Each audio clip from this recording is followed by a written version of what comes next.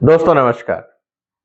President Trump ने जब से अमेरिका की सत्ता संभाली है, पूरी दुनिया में सिर्फ एक ही चर्चा हो रही है, वो है ट्रेड। अमेरिका चाहता है कि जो ट्रेड इम्बैलेंस है उसको सही किया जाए और अमेरिका को जो वो मिशन लेके आए हैं to make America great again, इस पे वो पूरी तरह से फोकस्ड है।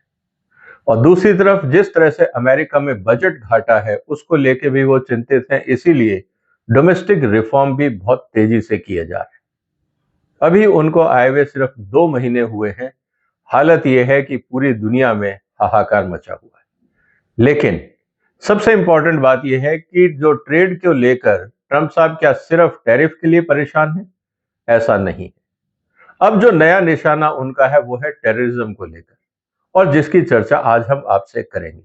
क्योंकि अगर व्यापार ही नहीं होगा, रास्ते बंद होंगे या दिक्कतें होंगी, तो आप टैरिफ कम भी कर लेंगे, फिर भी आप अपने यहाँ पे या तो व्यापार नहीं कर पाएंगे, एक्सपोर्ट नहीं कर पाएंगे, और जो आपको इंपोर्ट करना है वो भी आसानी से नहीं हो पाएगा। और ट्रेड में किस तरह से टेररिज्म ने अपना हस्तक्षेप किया है, आज हम इसकी चर्चा करेंगे। इसलिए इस वीडियो को पूरा देखिएगा। मैं नक्शों के साथ और डेटा के साथ आपको ये बताऊंगा कि दुनिया में इस समय सबसे ज्यादा जो खतरा चल रहा है वो कहाँ है, प्रेसिडेंट ट्रंप ने जो कार्रवाइयां करी हैं वो क्या है, और आने वाले दिनों में इसका ट्रेड पे क्या असर पड़ेगा, उसकी चर्चा भी हम करेंगे। इसलिए इस वीडियो को आप जरूर शेयर करिए, इस पे चर्चा करिए, इस चैनल को सपोर्ट करिए और सब्सक्राइब भी करिए। दोस्तों, आपके सामने जो मैंने मैप रखा हुआ है यहाँ पे, वो है दुनिया का वर्ल्ड ट्रेड मैप। ये लाइनें जितनी मोटी हैं, मतलब उतना बिजी ये ट्रेड रूट है। अब आप ध्यान से देखिए कि सबसे बिजी ट्रेड रूट कहाँ जा रहे हैं। इस समय अगर आप देखें, चाइना से जो सबसे बड़ा रूट जा रहा है वो अमेरिका जा रहा है, जो वेस्ट कोस्ट पे जा रहा है। और दूसरी तरफ से अमेरिका चाइना का जो ईस्ट कोस्ट का रूट है वो आपका आता है स्वेज कैनाल, रेड सी और गल्फ ऑफ अडान को लेकर, ये आता है एशिया की तरफ। कहने का मतलब ये है कि यहाँ जितने भी कंट्रीज हैं, मिडल ईस्ट है, बाकी कंट्रीज हैं, अगर अमेरिका को अपने ईस्ट कोस्ट से ट्रेड करना है, क्योंकि अमेरिका बहुत बड़ा क्षेत्र है, अब यहां से पहले बाई रोड यहां जाए या यहां से यहां जाए और फिर व्यापार किया जाए, ये बहुत महंगा पड़ेगा। इसीलिए जो ट्रेड रूट है बाई सी रूट हमेशा सस्ता और सुगम रहता है। लेकिन अब समस्या क्या है? समस्या ये है कि जो स्पॉट मैं आपको दिखा रहा हूं, अगर आप ध्यान से देखें तो ये जो चीजें हैं, आप इंपॉर्टेंट ट्रेड रूट लेकिन रिस्की ट्रेड रूट ये बन गया है। एक तो गल्फ ऑफ एडन और रेड सी के बीच में, क्योंकि यहाँ पे यमन के जो हूती आतंकवादी हैं वो लगातार हमले कर रहे हैं शिप्स पे। दूसरी तरफ स्वेज कैनाल एक बहुत इंपॉर्टेंट रूट है जो अपनी तरफ से यूरोप को कनेक्ट करता है, और लेकिन मेडिटेरेनियन सी के होते हुए यूरोप, लेकिन यहाँ पे आप ध्यान से देखेंगे तो इसके आसपास हमास जैसे आतंकवादी संगठनों का वर्चस्व था। एक और इंपॉर्टेंट चीज है जिसकी चर्चा मैं आगे करूंगा, उस पर भी आपको करना होगा। और एक तरफ जो ईरान का टेंशन है, स्ट्रेट ऑफ हर्मुज, हर्मुज की हम जो बात करते हैं, यहाँ पे भी अमेरिकन शिप्स तैनात रहते हैं। और आपको पता है कि यूएई में भी, कुवैत में भी, बहरीन में भी, कतर में भी, यहाँ सब जगह अमेरिकन फोर्सेस के अड्डे हैं ताकि वो ईरान को कंट्रोल कर सके। तो ये इंपॉर्टेंट इशू हो गया है कि ट्रेड रूट को कैसे सिक्योर किया जाए। आज जो हमारा फोकस है वो ये है कि जो यमन के कारण जो आतंकवादी घटनाएं हो रही है और शिपिंग रूट को डिस्टर्ब किया जा रहा है, अमेरिका ने यहां पे हल्ला बोल दिया है। सवाल यह है कि पहले हमास, अगर आप यहां ध्यान से देखें तो ये जो इजराइल का एरिया था, और अगर हम यहां पे देखें तो स्वेज कैनाल के पास हमास का अड्डा था। एक और जो इंपॉर्टेंट पोर्ट है वो है हाफिया, और इसके पास हिजबुल्ला का अड्डा था। तो पहले हमास, फिर हिजबुल्ला, अब हूती, ये तीनों को एलिमिनेट करके कम से कम ये तो हो जाएगा कि दुनिया में जो इस समय आतंकवादी घटनाएं बढ़ रही थी और जो मेन ट्रेड रूट को डिस्टर्ब करने की क्षमता रखती थी, एक एक करके उसका सफाया करना पिछले साल से शुरू हो गया है। पहले हमास हुआ, फिर हिजबुल्ला हुआ और अब हूती हुआ। ओवरनाइट तो साफ नहीं होंगे, लेकिन एक बात बहुत क्लियर है कि इजराइल और अमेरिका ने मिलकर जो ट्रेड रूट के बीच में बाधाएं आती थी, इनकी सफाई शुरू कर दी है। ये क्यों जरूरी था, इसको भी समझना बहुत जरूरी है। हुती अटैक अगेंस्ट शिप्स 2023 में से हुती ने शिप किया, जिसका नेगेटिव इफेक्ट रहा ट्रेड में। और उनका यह कहना था कि कम से कम जितना भी यहां पे हुती अटैक हुए, इसके कारण जो शिपिंग लाइंस थी उन्होंने अपना जो व्यापार था वो काफी हद तक कम कर दिया। जहां पे ऑन एन एवरेज 25,000 शिप साल में जाते थे, वो घट के हो गए 10,000। अब इसका मतलब क्या है, या तो लोगों ने ट्रेड बंद कर दिया, या जो शिप्स हैं वो लंबे रूट से जा रहे थे। लेकिन इंपॉर्टेंट चीज क्या थी, क्या वो सब पे अटैक कर रहे थे? ऐसा नहीं था। हुतीज ने जो 75% यूएस और यूके एफिलिएटेड वेसल्स थे, और उन पे वो अटैक करते थे, और इसीलिए उनको अब अफ्रीका का पूरा चक्कर लगा के वापस यूरोप और अमेरिका जाना पड़ता था। मतलब हुतीज को ये पता था कि ये शिप अमेरिका का है, यूके का है, वो उस पे अटैक करते थे, इसलिए उन्होंने अपना रूट बदल दिया। उसका कारण क्या हुआ, 10 दिन का ज्यादा समय लगता था और $1 मिलियन का एडिशनल फ्यूल कॉस्ट आती थी। और इसको अगर हम इकोनॉमिक दृष्टि से देखें तो ग्लोबल कंज्यूमर जो प्राइस इन्फ्लेशन था वो करीब 0.6 से लेकर 0.7 तक बढ़ गया था। अब 0.6 से 0.7% इन्फ्लेशन बढ़ने का मतलब है इंटरेस्ट कॉस्ट बढ़ना, इसका मतलब है इकोनॉमिक स्लो डाउन होना। अमेरिका में इस समय करीब 2.5 से 3% इन्फ्लेशन, उसमें से अगर आप 0.6 या 0.7 जोड़ देते हैं तो करीब आप ये अंदाज लगा लीजिए कि करीब 20 से 25% जो इन्फ्लेशन है वो सिर्फ हुती अटैक के कारण है। ये एक बहुत बड़ा मुद्दा है अमेरिका में।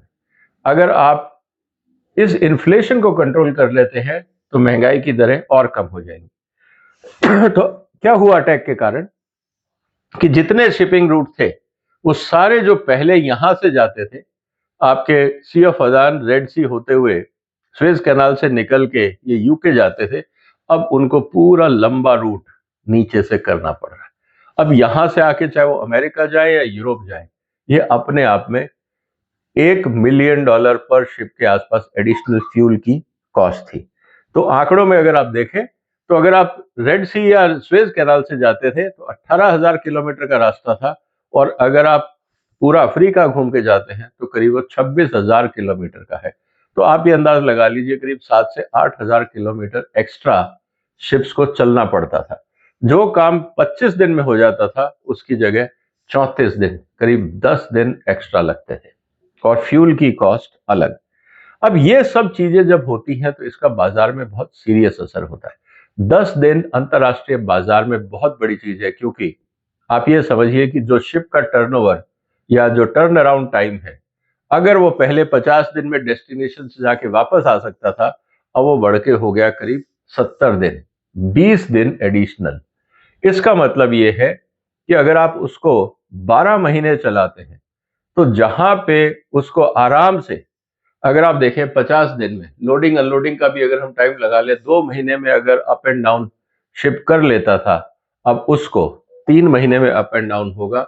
इसका मतलब क्या है, इसका मतलब ये है कि जो काम 2 महीने में होता था, मतलब साल में अगर शिप एक बार में 6 राउंड लगाता था एक साल में, अब वो घट के हो गए हैं 4। तो कहां 6 राउंड और कहां 4 राउंड। अब आप हिसाब लगा लीजिए कि आपका जो लॉजिस्टिक्स कॉस्ट है वो करीब 30% से 35% या 40% तक बढ़ जाता है। उस हिसाब से फिर आपकी इंश्योरेंस कॉस्ट बढ़ जाती है, उस हिसाब से बाकी खर्चे बढ़ जाते हैं, कॉस्ट ऑफ कैपिटल, क्योंकि वर्किंग कैपिटल उतने दिन एडिशनल ब्लॉक रहता है, उसका इंटरेस्ट कॉस्ट बढ़ जाता है। ये सब चैलेंजेस बिजनेस को हर्ट करते हैं, इसीलिए हमेशा जो शिपिंग रूट है उसका ध्यान रखा जाता है, और लंबे रूट होने के कारण किराया भी बढ़ता है, जिसके कारण महंगाई होती है, इन्फ्लेशन होती है, जो हमने देखा। अब इस चीजों को अल्टरनेट रूट तक पहुंचाने का क्या तरीका? अब देखिए, अगर ये शिपिंग रूट अनसेफ होता है तो क्या होगा? भारत से अगर मान लीजिए माल भेजना है और आपको यूरोप भेजना है, मान लीजिए ये इंग्लैंड है, रास्ता है, अभी रूट यहां से जाता है। अगर ये नहीं रहा तो भारत ने कहा ठीक है, हम चाबार पोर्ट बनाएंगे, फिर बाद में शिप के रास्ते मॉस्को होते हुए हम इसको बाई रोड यूरोप ले जाएंगे। अब ये कहने का मतलब है कि आप पूरी जो लैंड ब्लॉक्ड इकोनॉमी है, सेंट्रल एशिया, ईरान, ये पूरा एरिया जो है, ये फिर ट्रेड रूट बनेगा। अमेरिका चाहता है ऐसा ना हो, ये शिपिंग रूट भी पूरी तरह से जारी रहे, ताकि इधर जाने का भारत को या व्यापारियों को इस रूट को अडॉप्ट करने का इंसेंटिव ना रहे। ये बात अलग है कि सेंट्रल एशिया के लिए रास्ता नहीं है, आपको जाना होगा, लेकिन जो यूरोप का ट्रैफिक है वो इसी रूट से जाए, ना कि वाया रशिया होके जाए, क्योंकि जब ट्रैफिक रूट इधर बढ़ेगा तो वहां पे भी इनकम होगी और इस क्षेत्र में जो इनकम होती है उसमें कमी आएगी। तो बहुत सारे मुद्दे हैं, इसीलिए इस रूट का अल्टरनेट के लिए भारत ने क्या किया, एक और, अगर आप G20 की मीटिंग्स का ध्यान रखते हैं तो मुंबई से दुबई, दुबई से रियाद, हाइफा, ये अगेन इजराइल का पोर्ट जो मैंने कहा आपको हिजबुल्लाह के पास में, इस समय अडानी के पास उसका मैनेजमेंट है, और यहां से फिर इटली और पेरिस होते हुए, फ्रांस होते हुए यूरोप के अंदर आप सप्लाई दे सकते हैं, और या फिर यहां से आप बाई शिप अमेरिका की तरफ जा सकते हैं। तो ये इंडिया टू यूरोप जो ये लैंड रूट है, आधा लैंड रूट और आधा जो शिपिंग रूट है, इससे भी काफी हद तक उम्मीदें ये जगी थी कि यहाँ पे दुबई में रेलवे कंटेनर सिस्टम बनेगा और सीधा हाइफा तक बाई लैंड हो जाएगा, और उसके बाद फिर आगे शिप से ट्रांसपोर्ट होगा यूरोप के लिए, जो रास्ता कम होगा और सस्ता होगा। अब आप समझ सकते हैं दोस्तों कि अंतरराष्ट्रीय बाजार में अगर व्यापारिक मुद्दों की हम बात करते हैं तो शिपिंग रूट्स या ट्रेड रूट क्यों इंपॉर्टेंट हो जाते हैं। इसीलिए इस समय जो प्रेसिडेंट ट्रंप ने जो हूथी पे अपना अटैक शुरू किया, उसका कारण यह है कि ट्रेड रूट्स को सिक्योर किया जाए और जो एडिशनल कॉस्ट है व्यापार में उसको कम की जाए, ताकि दुनिया में और खासकर अमेरिका का व्यापार सुचारू रूप से चलता रहे और इन्फ्लेशन भी वो कंट्रोल कर पाए। आपको क्या लगता है दोस्तों, क्या इससे भारत को फायदा होगा? मुझे तो लगता है कि अगर ट्रेड रूट सिंप्लीफाई होते हैं, भारत के अगर हम पोर्ट्स बनाते हैं, जैसा कि अभी साउथ में अगर हम देखें तो यहाँ से जो एशिया की तरफ जो कंसाइनमेंट जाएंगे, यहाँ से निकल के अगर इंडिया के साउथ में और अंडमान में यहाँ पे अगर ट्रांसशिपमेंट की फैसिलिटीज भारत सरकार जो डेवलप करी, अगर तेजी से डेवलप और वर्ल्ड क्लास हो जाए, तो मुझे लगता है भारत की आर्थिक स्थिति को भी काफी फायदा मिलेगा। आपके क्या विचार हैं दोस्तों? क्या ट्रेड के लिए ट्रंप साहब ने जो मुहिम चलाई है आतंकवादियों के खिलाफ, इससे भारत को क्या फायदा होगा? और थोड़ा सा ये भी सोचिए कि आने वाले दिनों में क्या पाकिस्तान आतंकवादी घटनाओं को अंजाम देगा अंतर्राष्ट्रीय स्तर पर और भारत के स्तर पर? अगर हाँ, तो उसका साथ कौन देगा? क्या चीन साथ देगा या अमेरिका साथ देगा? पाकिस्तान का इन आतंकवादी घटनाओं में कौन समर्थन करने वाला है? ये अपने आप में बहुत बड़ा मुद्दा बनेगा। देखते हैं आने वाले दिनों में क्या होता है। फिलहाल आतंकवाद और व्यापार के बीच में क्या गठजोड़ है और किस तरह से वो एक दूसरे को प्रभावित कर रहे हैं, इसकी चर्चा मैंने आपसे करी।